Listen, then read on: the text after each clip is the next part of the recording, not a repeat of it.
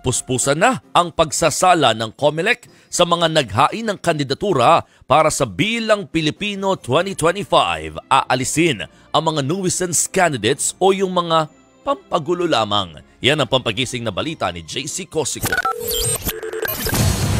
Mula sa higit 180 Certificate of Candidacies o COC sa pagkasenador sa Bilang Pilipino 2025, 66 pa lang ang itinuturing ng Commission on Elections na lehitimo at valid na kandidato. Yan ay matapos ang COC filing noong Martes. Una yung iba doon, aminin na natin incumbent senators. Yung pangalawa doon, at aaminin ko, meron doon na tumatakbo isang mangingisda sapagkat, again, hindi balakid ang kahirapan upang tumakbo. Meron doon, yung tumakbo na dati, diniklara ng COMELEC before na not qualified dahil nuisance, pero pagdating sa Supreme Court, ni-reverse ng Supreme Court ang COMELEC. Sa ngayon, patuloy raw ang screening ng kanilang law department sa lahat ng senatorial aspirants, kaya posible pa raw yang madagdagan. Tatanggalin sa listahan yung mga nuisance o pampagulo lang. At kabilang daw sa mga magiging basihan para dito ang mga sinabi ng aspirant na makapanayam sila ng media noong COC filing.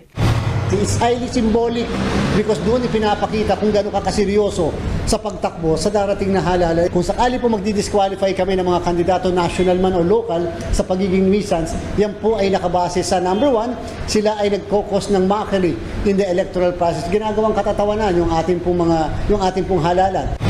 Extended naman hanggang October 16 ang deadline sa paghahain ng petisyon laban sa mga nuisance candidate. Sa ngayon, nakatanggap na raw ang poll body ng 10 petisyon para dito sa local possessions. Hiwalay pa yan sa halos 50 petisyon para makansela ang kandidatura dahil sa issue ng residency at citizenship o kaya naman ay dahil perpetually disqualified o diniskwalipika ng ombudsman sa paghawak ng pwesto sa gobyerno. Inaasahang mareresolba ang mga yan bago December 13 kung kailan target ilabas ng COMELEC ang pinal na listahan ng mga kandidato.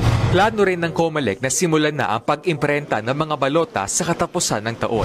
Sa ngayon, na-deliver na sa bansa ang 63,000 sa kabuuang 110,000 automated counting machines na gagamitin sa eleksyon. Target makumpleto ang delivery ng mga yan sa katapusan ng taon. Aarangkada na rin sa Lunes ang Local Source Code Review na ayon sa COMELEC ay isa sa mga pinaka-importanteng bahagi ng automated election system.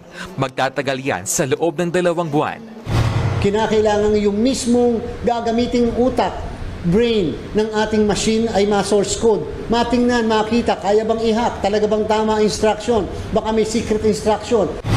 Nagbabalita mula sa Frontline, JC Cosico, News 5.